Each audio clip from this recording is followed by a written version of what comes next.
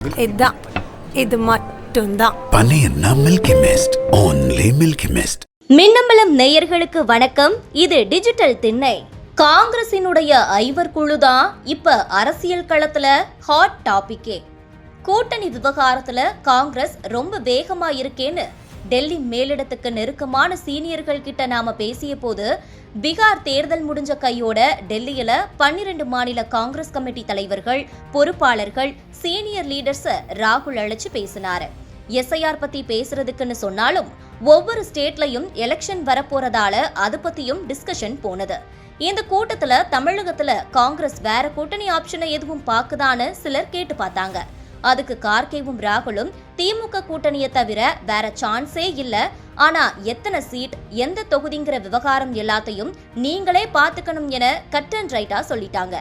இதுக்கு அப்புறம் தான் கிரிஷ் சோடங்கர், செல்வ பெருந்தகை, சூரஜ் ஹெக்டே, நிவேதித் ஆல்வா, ராஜேஷ்குமார் இடம்பெற்ற குழுவோட அறிவிப்பும் வந்துச்சு.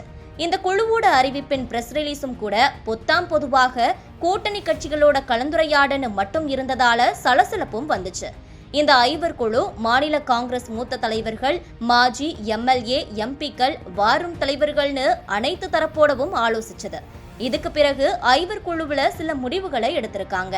திமுகவுடன் சீக்கிரமா தொகுதி பங்கீட்டு பேச்சுவார்த்தை நடத்திடணும், இந்த முறை அதிகமான தொகுதிகளை திமுகவிடம் கேட்டு வாங்கணும்னு முடிவு செஞ்சாங்க. தமிழ்நாட்டுல பாஜகவை விட காங்கிரஸ் பெரிய கட்சி. கிராமவளம் கமிட்டி, பூத் கமிட்டின்னு எல்லா தொகுதியிலும் போட்டிருக்கிறோம். 2016 எலெக்ஷன்ல 41 தொகுதிகள்ல போட்டியிட்டோம். போன தேர்தல்ல திமுக அதிக இடங்கள்ல ஜெயிக்கணும்னு கேட்டுக்கிட்டதால நாம 25 சீட்டை ஏத்துக்கிட்டோம்.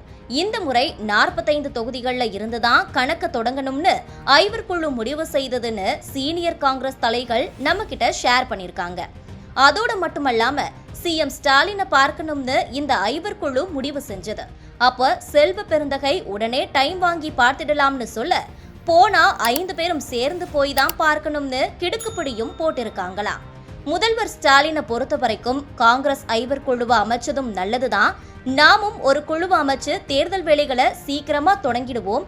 காங்கிரஸ் ஜெயிச்ச 18 இடங்கள்ல பாதிக்கு மேல இப்ப ஜெயிக்காது, அதனால வேற தொகுதிகளை தான் மாத்தி கொடுக்கணும். இதெல்லாம் இப்பவே பேசி சரி செஞ்சு விட்டா நல்லதுதான். காங்கிரஸ் மாதிரி ஒவ்வொரு கூட்டணிக்கும் தொகுதிகளை கிளியர் செஞ்சுட்டா நல்லதுதானே என சொல்லி இருக்காரு. இது ஒரு புறம் இருக்க, கரூர் துயரத்துக்கு பிறகு விஜய் ஜேபிஆர் காலேஜ்ல நடந்த காஞ்சி மீட்டிங்ல தான் முதல் முறையா கலந்துகிட்டாரு. இந்த கூட்டத்துல விஜய் பேசின பேச்சை வச்சு டிபேட்டே ஓடிட்டு இருக்கு. காஞ்சி மீட்டிங் பற்றி விஜய்க்கு நெருக்கமானவங்க கிட்ட நாம பேசினோம். அப்போ கரூர் சம்பவத்தால ரொம்ப இறுக்கமாகத்தான் இருந்தாரு தளபதி.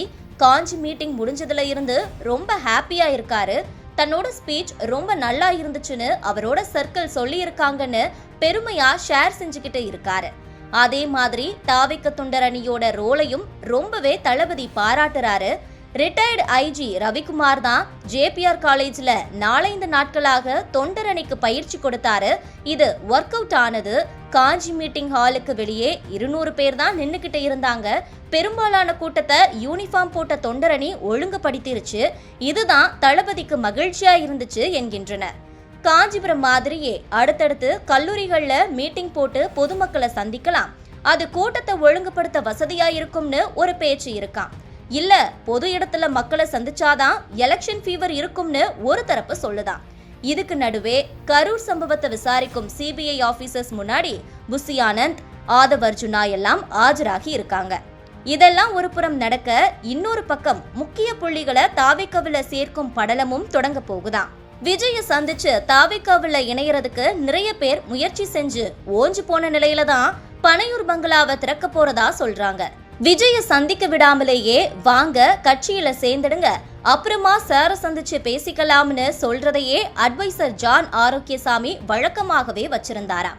சீமானின் நாத்தக்காவில இருந்து காளியம்மாள் விலகுனப்ப விஜய சந்திச்சு தாவேக்காவில தான் இணையணும்னு முடிவு செஞ்சிருந்தாங்க.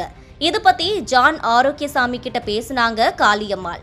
அப்போதெல்லாம் நீங்க கட்சியில சேர்ந்துடுங்க, அப்புறமா சார நேரில் பார்த்து பேசிக்கலாம்னு சொல்லிக்கிட்டே இருந்திருக்காரு ஜான். ஒரு கட்டத்துல எனக்கு சில சந்தேகங்கள் இருக்கு, அத விஜய் கிட்ட தான் நான் கேட்கணும்னு ரொம்பவே காளியம்மாள் பிடிவாதம் பிடிச்சிருக்காங்க. அதுக்கு பிறகுதான் விஜயை காளியம்மாள் சந்திச்சாங்க.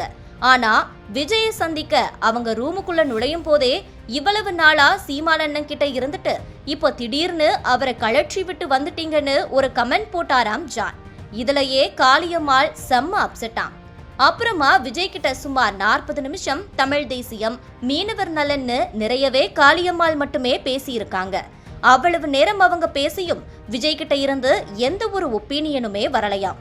கடைசியாக எல்லாத்தையும் ஜான் கிட்ட பேசிக்கோங்க என்று மட்டும் சொல்லிட்டு விஜய் கிளம்ப காளியம்மாளுக்கு ரொம்ப ஷாக்காம்.